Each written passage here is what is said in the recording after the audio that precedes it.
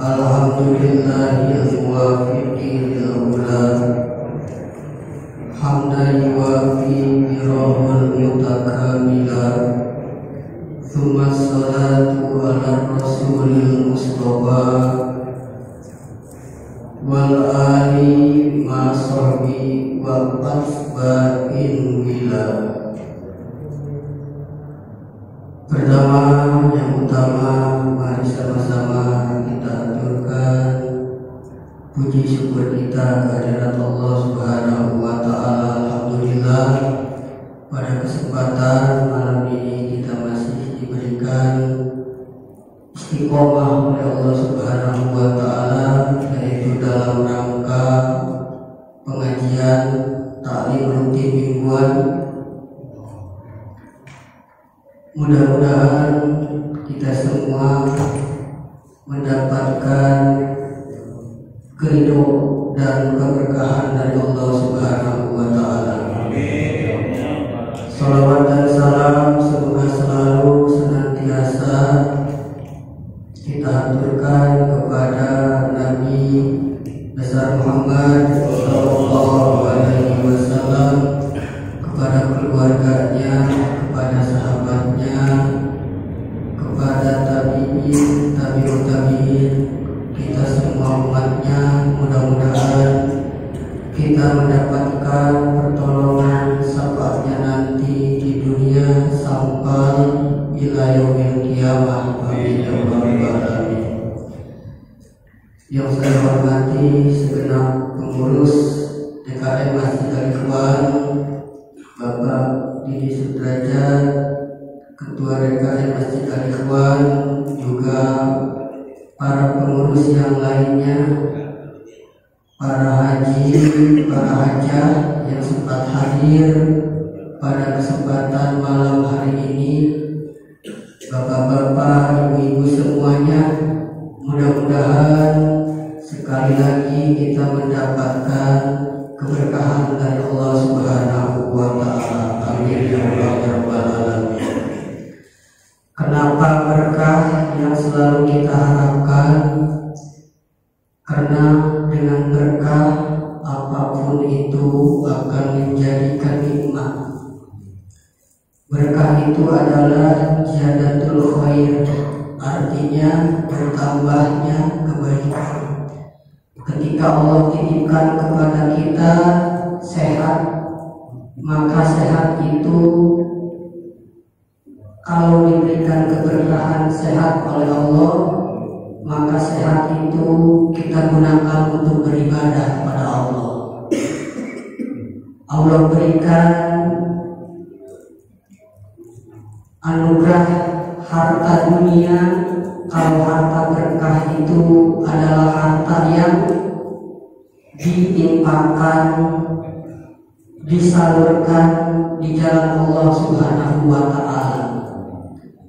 Kalau keluarga kita diberikan keberkahan, keluarganya itu sakinah, mawaddah, warahmah, adem, ayem, tentram, berarti keluarga itu telah Allah berikan keberkahan.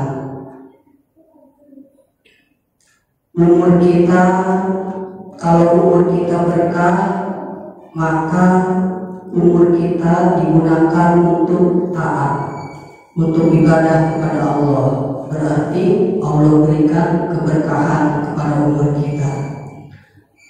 Jadi segala apapun yang Allah karuniakan kepada kita, kalau itu diberkahi oleh Allah, maka semua fasilitas yang Allah berikan kepada kita itu membawa kita semakin dekat kepada Allah, semakin kita rajin beribadah kepada Allah, berarti itu berkah.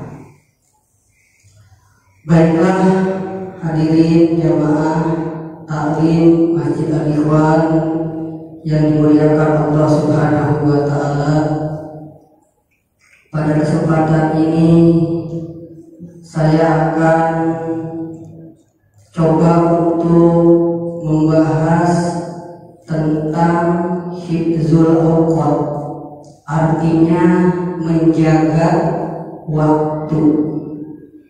Karena waktu itu, kata baginda Nabi dalam salah satu hadisnya, kasyai, waktu itu seperti pedang.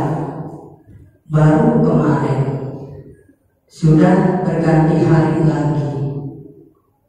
Baru kemarin kita perasaan masih muda, sekarang tiba-tiba sudah masih muda juga.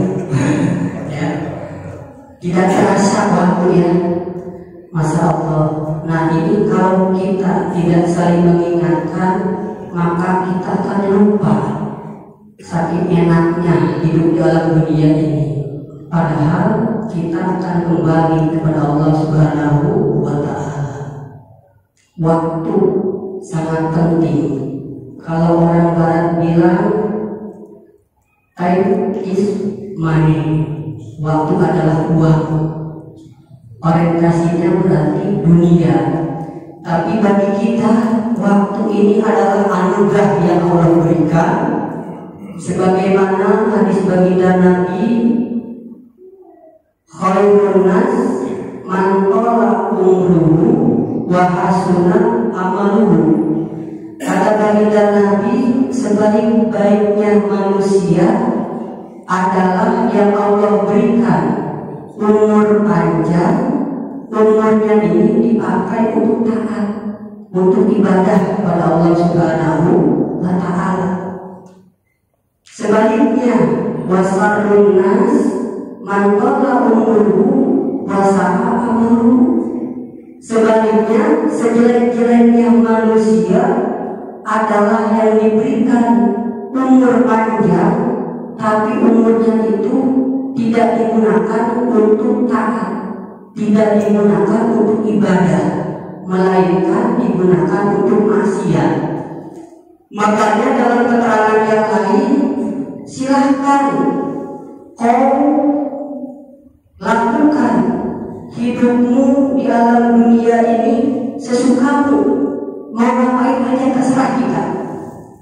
Mau judi, mau mabuk, mau apapun permaksiatan kita lakukan, terserah. Selagi engkau nanti bisa menahan siksa Allah di dalam neraka. Atau dalam hadis yang lain, isma syaitan fa innaka mayyitun. Kata baginda Nabi, hiduplah engkau sesukamu, apapun yang engkau lakukan. Tapi ingat, engkau itu akan mati. Akan mati. Artinya, ketika seorang manusia mati, itu dia itu mati ini adalah akhir daripada kehidupan dunia dan juga awal daripada kehidupan akhirat. Jangan dikira orang mati itu sudah selesai. Tidak. Justru itu adalah awal. Sedangkan awal dari alam akhirat, alam kubur atau alam barzah, itu bekalnya harus kita persiapkan di alam dunia ini. Karena kata Nabi, ad-dunya mazra'atul akhirah. Dunia itu adalah sawah ladang kita untuk nanti di alam akhirat. Baik buruknya kita nanti di sana tergantung semasa kita hidup dalam dunia ini. Kalau dalam dunia ini kita baik, banyak berbuat kebaikan,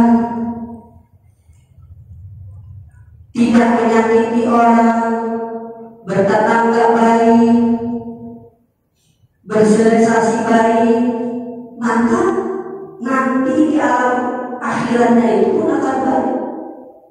Tapi kalau di alam dunianya ini sudah bermasalah, sama tetangga cekcok, ya, tidak akur, nanti kan Padahal yang pertama itu tetangga. Kita sakit, mungkin yang pertama tahu tetangga, yang nengok tetangga, ya. Apapun itu dengan tetangga daripada dengan saudara tapi jauh, ya, tetangga. Nah, jadi bagaimana kita harus menjaga waktu yang Allah berikan kepada kita ini, jangan sampai sia-sia, jangan sampai terlena kita. Ya man di dunia mustaqol, dunia mustaqol,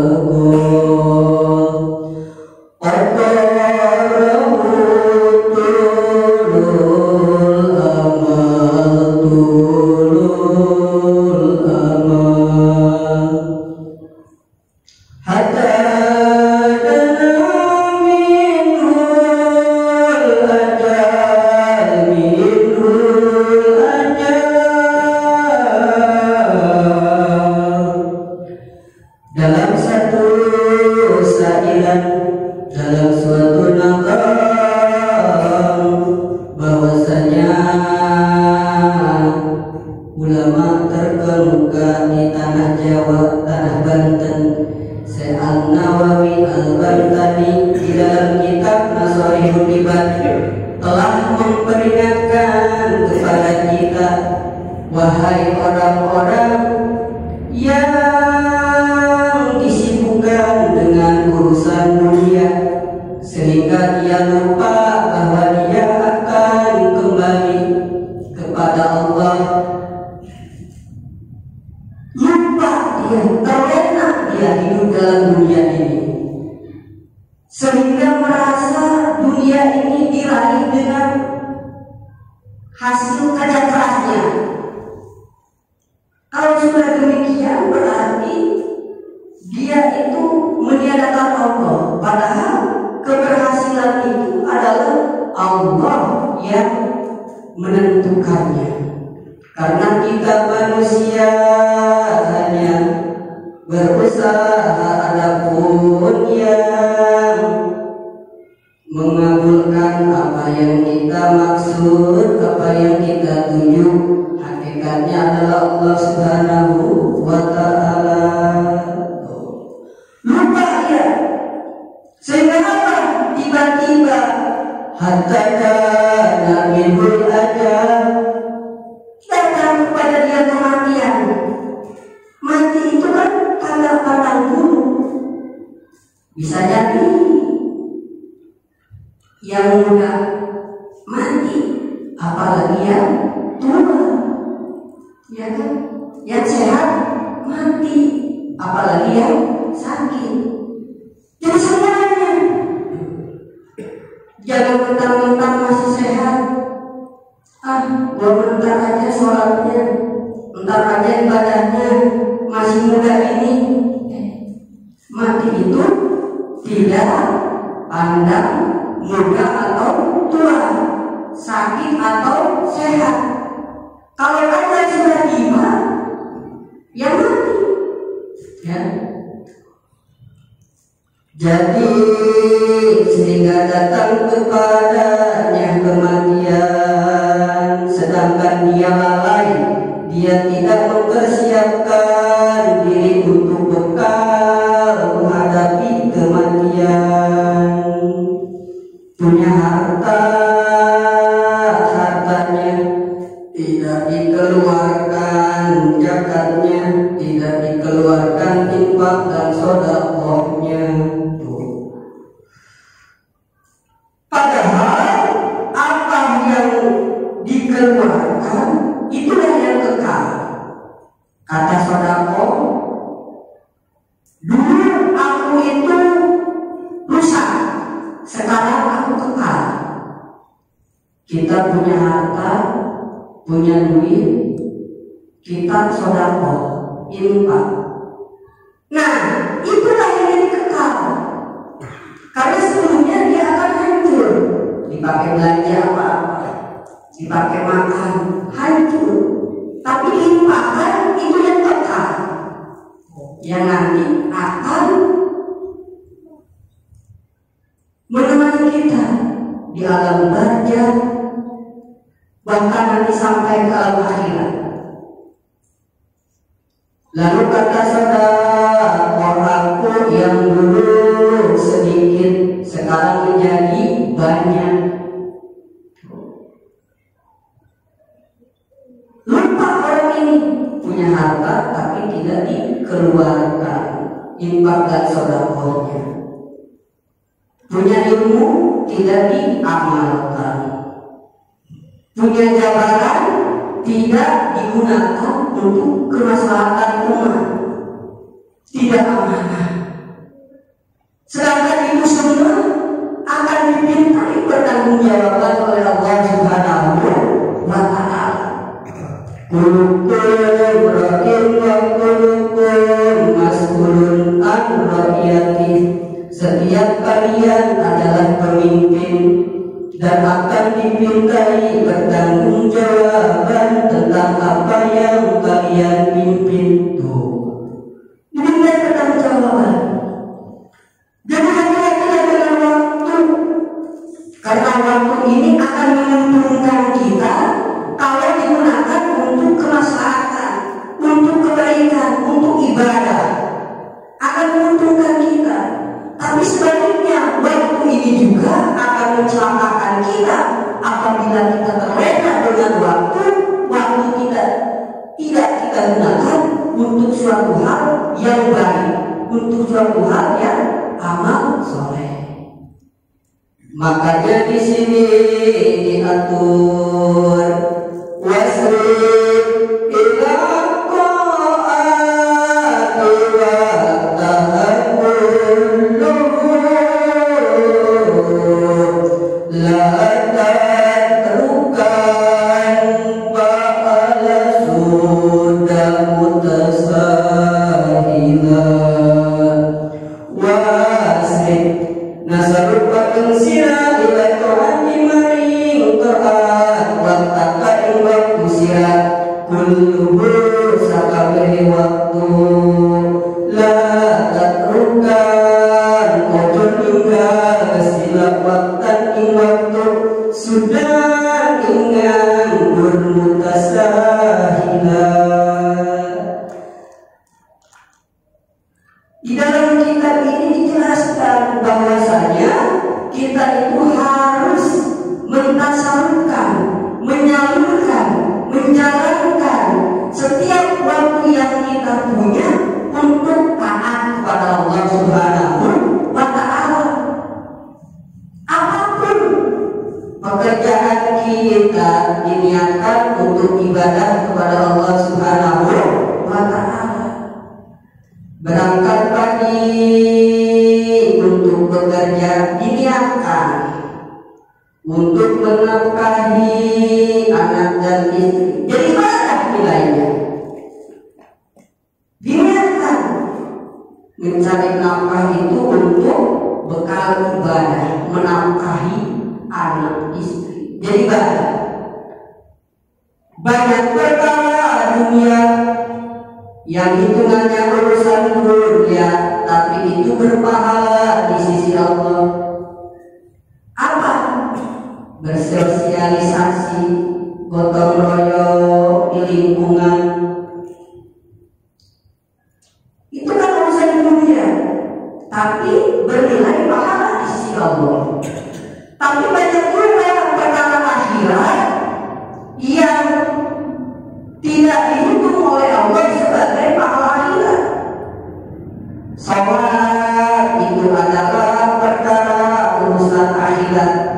Tapi kalau salatnya bukan karena Allah, tapi ingin dilihat oleh ketua DKM, oh, malu nih kalau sholat ini, atau malu di tetangga nih sholat, malu ya, ingin dilihat sama orang. Tuh, itu tidak jadi paham, ya. Udah niatkan karena Allah Subhanahu wa Ta'ala, diniatkan karena Allah. Jadi kita harus menjalankan setiap waktu kita, seluruh waktu kita untuk taat untuk ibadah kepada Allah Subhanahu wa taala. Jangan sampai ditinggalkan waktu itu nganggur. Apa itu nganggur? Sia-sia dipakai guyon-guyonan. Padahal setiap detik, setiap menit, setiap jam, setiap satu hari itu semua akan kita pertanggungjawabkan nanti di hadapan Allah Subhanahu wa taala. Semua, ya, dari mulai tidur sampai bangun tidur lagi, semuanya itu akan kita pertanggungjawabkan. Makanya sedetik saja waktu kita tidak diisi dengan ibadah, dengan taat, itu akan menjadi sia-sia. Lalu gimana? Supaya setiap detik, setiap saat waktu kita ini bernilai ibadah. Diingatkan apapun yang kita lakukan karena Allah. Banyaklah kita mengingat kepada Allah Subhanahu wa taala. Supaya setiap detik, setiap menit waktu itu bernilai ibadah. Setiap helaan nafas kita itu akan kita pertanggungjawabkan nanti. Dipakai apa ini nafas? Ya, akan dipertanggungjawabkan. Wa tasiru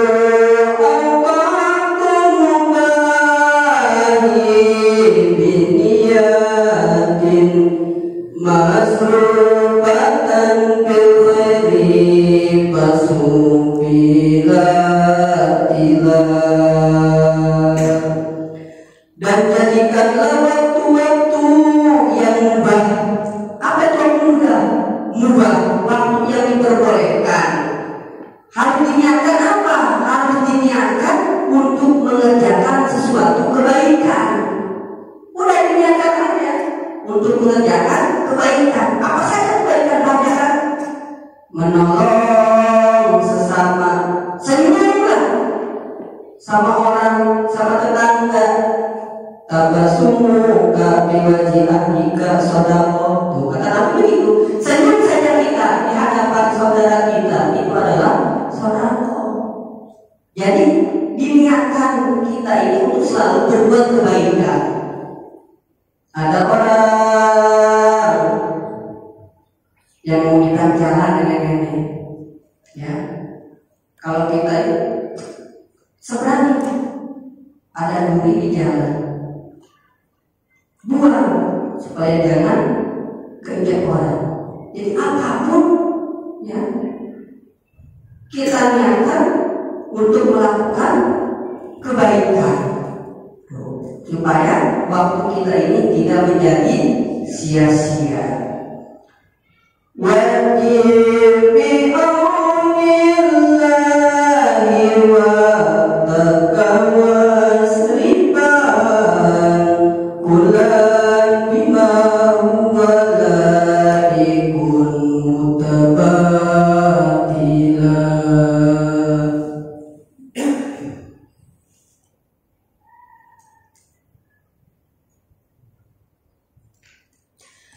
Jadi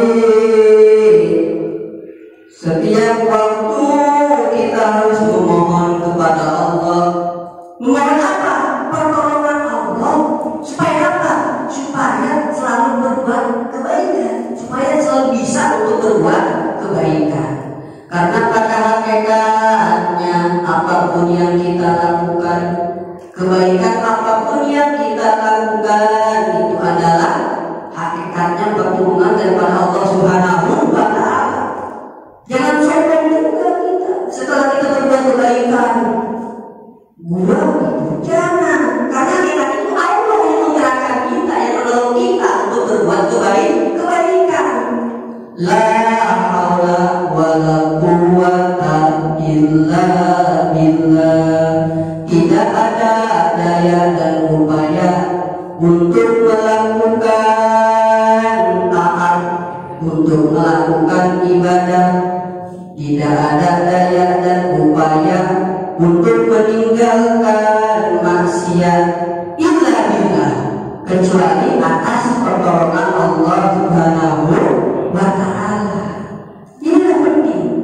Ketika kita sudah berbuat kebaikan apapun itu, jangan ada rasa di hati kita itu ujub. Apa itu? Membanggakan diri, sombong. Nah, ini lagi penyakit-penyakit hati yang akan bisa merusak amal baik yang telah kita lakukan. Hilangkan itu semua, karena pada hakikatnya apapun yang kita lakukan itu adalah karena Allah yang menolong kita untuk melakukan kebaikan itu. Wa idza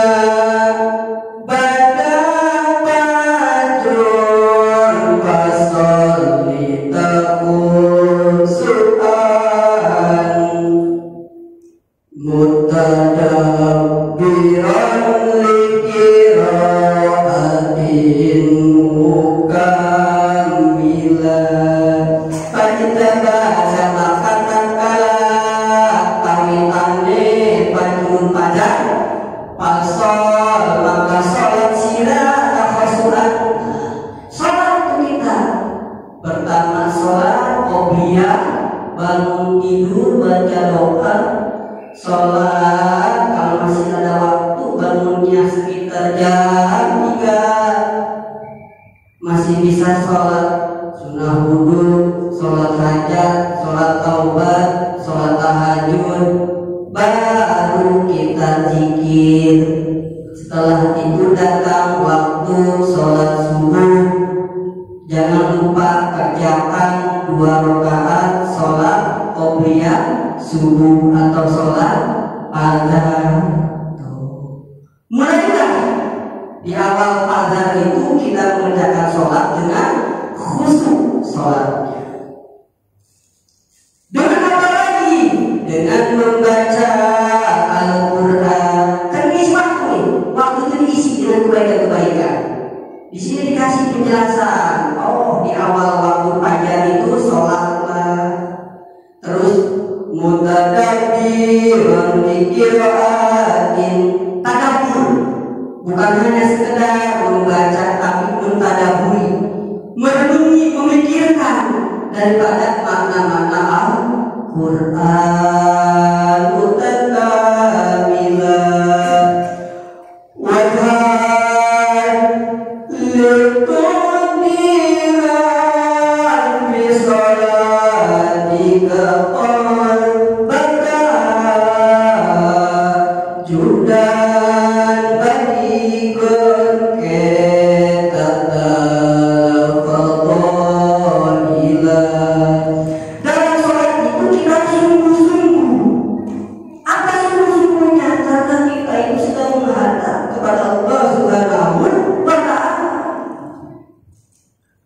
Dalam pengertian sungguh-sungguh di sini dipersiapkanlah sholat itu memakai pakaian yang pantas ketika kita menghadap Sang Pencipta.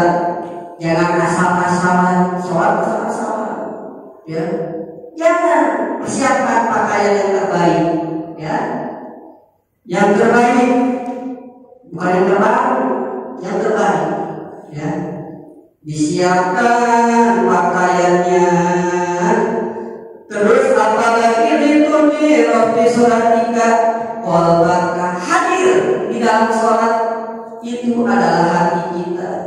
Jangan sampai hati ini kemana-mana dalam sholat. Badan melaksanakan sholat tapi hatinya kemana-mana. Ini dan sulit kan? Khusyuk, sulit. Kalau khusyuk ini di dalam fikih dimasukkan kepada rukun sholat, maka sholat kita nggak sah semuanya. Karena apa? Karena kita buat Allahu Akbar. Kemana-mana tuh, hati udah melayang kemana-mana kan? Udah kemana-mana, udah ingat segala macam. Sulit. Ya, untuk menghadirkan hati dalam sholat itu sangat-sangat sulit. Makanya minimal ketika takbiratul ihram itu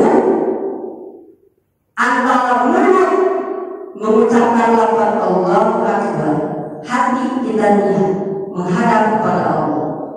Minimal khusyuk di situ aja, sesuai dengan tuntutan. Harusnya semua dari mulai awal sampai akhir sholat, hati ini hanya menghadap kepada Allah. Tapi kita sulit ya untuk menghadirkan itu. Kita sholatnya malam dulu, apa itu malam dulu? Kemana-mana menghayal. Dengan sholat jadi ingat kunci yang hilang. Dengan sholat jadi ingat mau ada tamu yang datang. Ya, berarti ini apa namanya? Kalau menurut orang-orang tertentu dalam ibaratnya termasuk kepada syirik khofi. Apa itu syirik khofi? Syirik yang sama, yang seharusnya kata Al-Quran wa aqimis lizikri, dirikanlah sholat itu untuk mengingat, kata Al-Quran surah Toha. Tapi kenapa yang kita lihat bukan Allah, tapi malah yang lain? Nah ini ya, yang harus kita belajar menghadirkan hati kita ini selalu terpaut kepada Allah. Harus belajar ya. Jadi dalam sholat itu kita harus serius, harus bersungguh-sungguh. Salah satu bersungguh-sungguh itu kita persiapkan tempatnya yang suci, pakaiannya yang suci ya. Terusnya kita hadirkan hati kita ini dalam sholat itu hanya menghadap kepada Allah Subhanahu wa Ta'ala. 2 menit lagi. 2 menit lagi ya. La tansa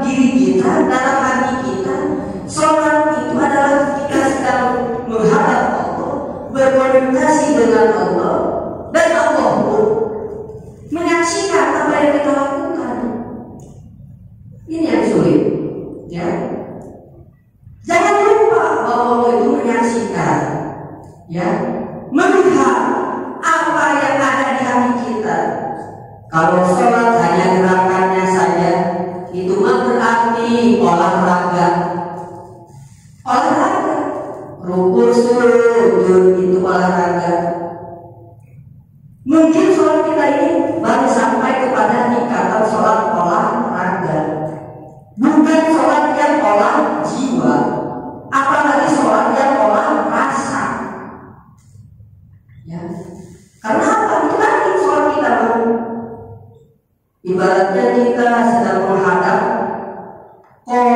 malah kita pelongo mengas melengos tuh, berarti hanya gerakan saja baru olahraga. Bagaimana harus mencapai olah jiwa? Yaitu tadi harus belajar, harus senantiasa menghadirkan bahwa saya yakin Allah itu adalah yang mencipta kita, Allah itu adalah yang mengatur kita, Allah itu adalah yang menguasai kita. Hadirkan itu, hadirkan asma-asmanya, dihadirkan ya, supaya kita sholat itu sampai kepada olah jiwa kita, sampai nanti kepada merasakan.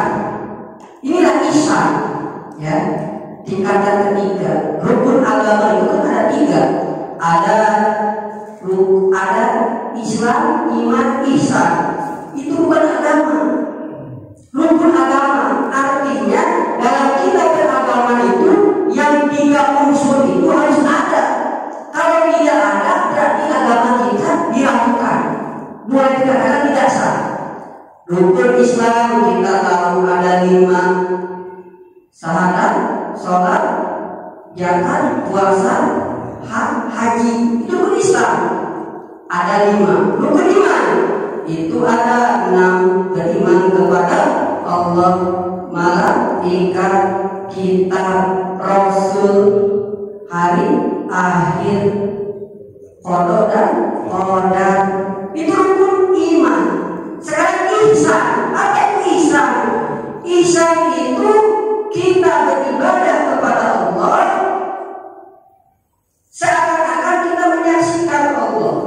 Kalau tidak bisa, maka yakinlah Allah menyaksikan kita. Itulah ihsan.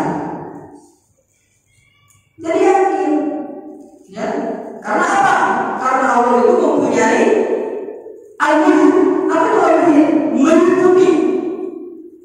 Meliputi semuanya. Kita semua terliputi Allah. Seperti kita kalau bertanya kepada ikan yang ada di dalam air, wahai ikan, di mana itu air?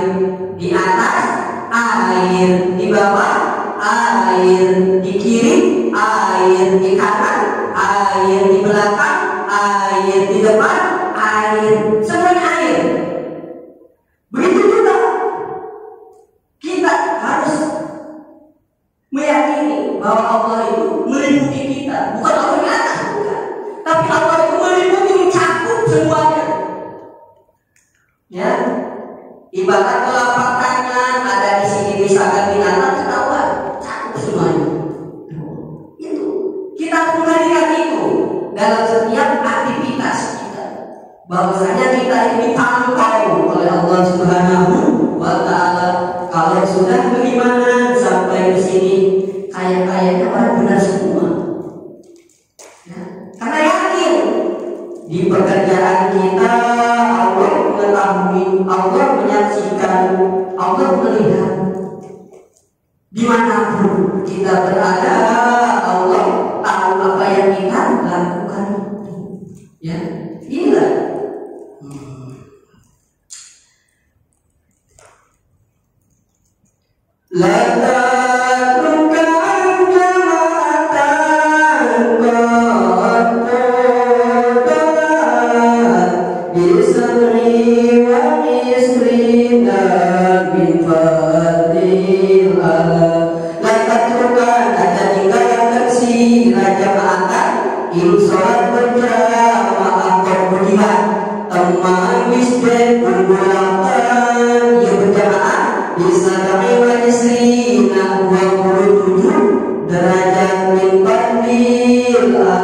Dengan keutamaan yang sangat tinggi. Jangan tinggalkan sholat berjamaah.